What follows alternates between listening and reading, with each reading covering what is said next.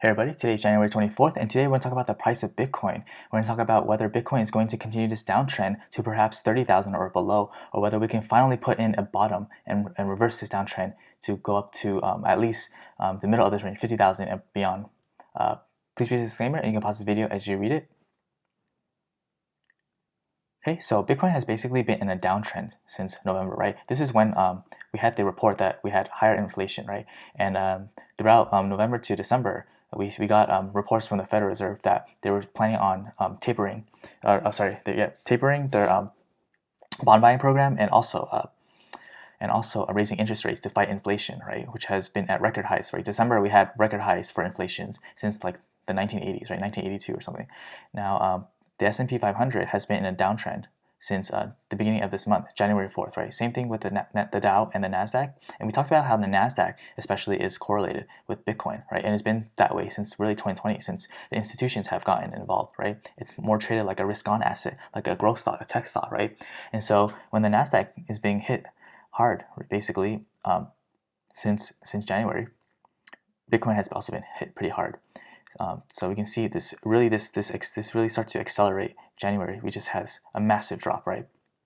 And so we've been in this downtrend for just over 2 months now. And right now, the most important news catalyst is going to be on Wednesday, and that is the Federal Reserve meeting. And the Federal Reserve is going to talk more about their process and their plans for tapering and also raising interest rates. And that's going to affect the stock market, which in turn is going to affect the crypto markets, right? Now, the stock market is trying to put in a bottom right now, right? The S&P 500 broke the 200-day moving average. Actually, all the indices broke below the 200-day moving average, which is very bad. It's bad, right? It's bearish. But right now, the bulls are trying to come in and put in a bottom with this bullish hammer. This bullish hammer reversal, and the market is actually going to close in 2 minutes. So we're going to see the market close, the stock market close, right? So S&P 500 is trying to get above this blue line, the 200-day moving average, right now. Gap down this morning and filled it. Meanwhile, Bitcoin actually did very well. It's actually it's following the markets, but it actually outperformed as well. Like, because as the market was going down, Bitcoin actually went up. So surprisingly, there was a bit of a detachment of correlations, because you can see the stock market went down in the opening, but Bitcoin actually went up, which is it's one of those rare moments in a long time where Bitcoin is actually going up instead of going down with the market. So that was really great to see. Another thing we've been talking about is the dollar index, right? The dollar index is inversely correlated generally with Bitcoin, right? When the dollar index is strong, when the dollar is strong, Bitcoin is generally weak. It goes down, right? And we saw some weakness in the dollar as we broke about 96 a couple of sessions ago, but we've since seen a reversal, which has put a lot of downward pressure on Bitcoin over the last couple of sessions, right? This is when the dollar was weak. And when the dollar gained strength, the price of Bitcoin crashed, right? Around here. And now the dollar is getting strong. It's maintaining strength. It's maintaining strength right now, which also put some downward pressure over the last couple sessions. But right now, with the stock market recovering and in expectation of perhaps dovish news on Wednesday with the Federal Reserve, we're starting to see Bitcoin with this nice reversal hammer candle, right? And so what do we have to look forward to now, right? Is the Federal Reserve going to come in and save the market? Is Bitcoin going to crash, right? And right now, there's really not a lot of information that we can.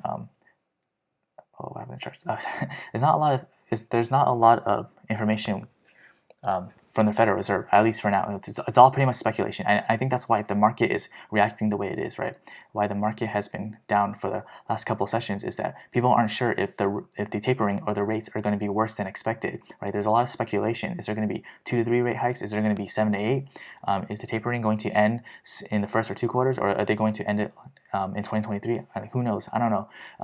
But we'll definitely get a more clear picture. And the market, right there, it's just been a lot of volatility, right? It's been a lot of volatility because people aren't sure, and maybe some people just don't have the risk appetite to hold in case it is worse than expected, in case the Fed does deliver hawkish news, right? But Bitcoin, basically, a large part of it is going to depend on how the stock market reacts, because like we said, there's a strong correlation between the NASDAQ and Bitcoin. So Wednesday is going to be very important in terms of deciding if this is going to be the bottom or whether this is going to drop down lower, right? I will say that if Wednesday is really bad, and and tapering and interest rate hikes is worse than expected. It's hawkish, right? And the market does plummet, Bitcoin definitely will plummet. I mean, for sure, it will go down to 30,000. I mean, it has broken 40,000, right? Like I said, Bitcoin just broke 40,000. This was last week, broke 40,000. So we must remain bearish bias, meaning that we must look for short opportunities, right? At least until 40K is reclaimed, then we can reassess, right? But for now, as long as Bitcoin is below 40,000, which it is, we can't just say, hey, this is going to reverse now, right? This could be the bottom. It could be the bottom, or it could be another one of these bull traps, right, that we've had along the way down, right? Bull trap, bull trap, bull trap, and then just down, right? So we don't want to get aggressive with long positions now. We still must remain short bias. We must give the bears the benefit of the doubt, at least until 40,000 is reclaimed, right? At least until the bulls put in more work. Now, I also talked about how there's might be potentially good news. Bullish divergence on the MACD and RSI at oversold levels, right? Bullish divergence on the MACD right over here. As the price goes down, the MACD rises, right? And we don't want to see the MACD lines cross down below. We want to see it push up, which is crossing down low, so that's bearish, right? But right now the bulls are putting in work, pushing the price up higher. So this could actually move up higher and fulfill this bullish divergence as the price rips up higher, perhaps up to 40,000 again, right? But look at the RSI. The RSI has not been this oversold. I mean, this is where the RSI daily RSI is more oversold than we were last summer when Bitcoin went down to 30,000 and everybody thought that we were going to go down to 20,000, right? I mean, we haven't been this oversold since the pandemic, right? March 2020, right? I mean, look at this. It's been almost 2 years since Bitcoin has been this oversold. So I'm not saying that you need to go and go buy it up, but generally speaking, this is an indicator that we could be near the bottom, right? This could be a good time to buy. Obviously, what's important is what's going to happen on Wednesday when the Federal Reserve talks more about their plan, clears up their plan more for tapering and interest rates hikes.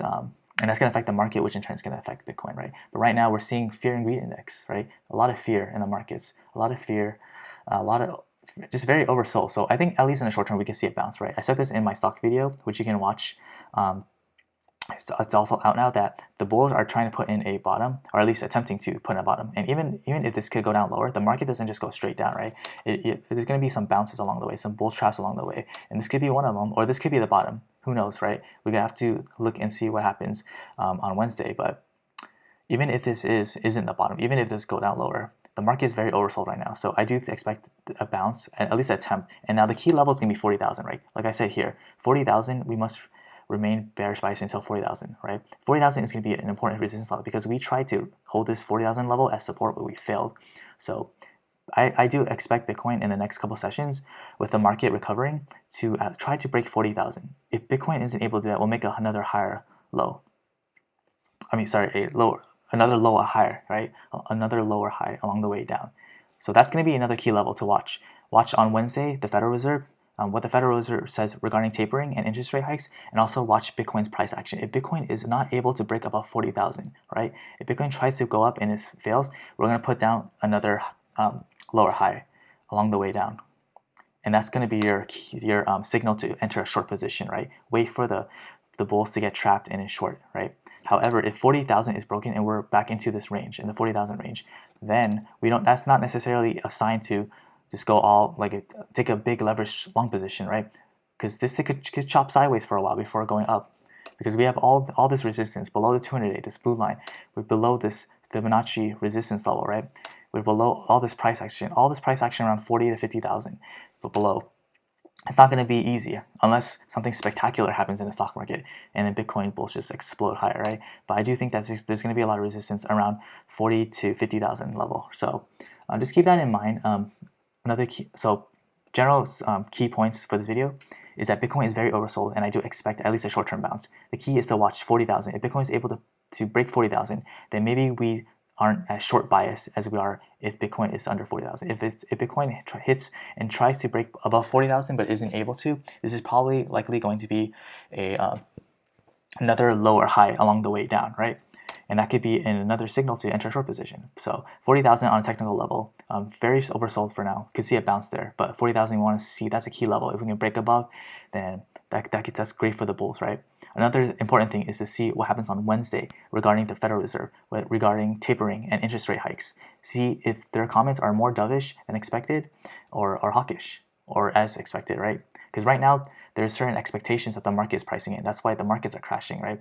The pulling back correction, stock market and also the crypto markets, right?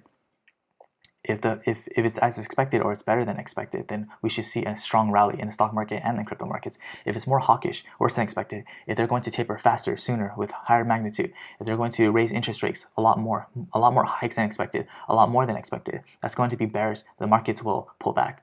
The markets will pull back, dollar will go up, yields will go up, and crypto markets will go down. So, and that's just it. That's just reality, right? Like, we all want Bitcoin to go to 100,000. I want Bitcoin to go to 100,000, but we have to trade what the chart tells us, right? We have to trade what the fundamentals tell us, at least in macro geopolitical fundamentals, right? And yeah, so those are the two things, right? The 40,000 level and what the Fed says on Wednesday. And I'll update you guys maybe on Wednesday or Thursday regarding to how the price action, first of all, what the Fed says, and then of course how the market digests what the Fed says. And that should be very interesting to see if Bitcoin can hold this level, or whether Bitcoin will break below 30,000 to 20,000, right? Because that's the next level. And yeah, so we'll update you on Wednesday or Thursday and see what the Federal Reserve says and see how that affects the price action going forward. If you found this video useful, helpful, informative, please like this video, leave a comment below, and subscribe for updates. Thank you again, and I appreciate all your support. Have a great day.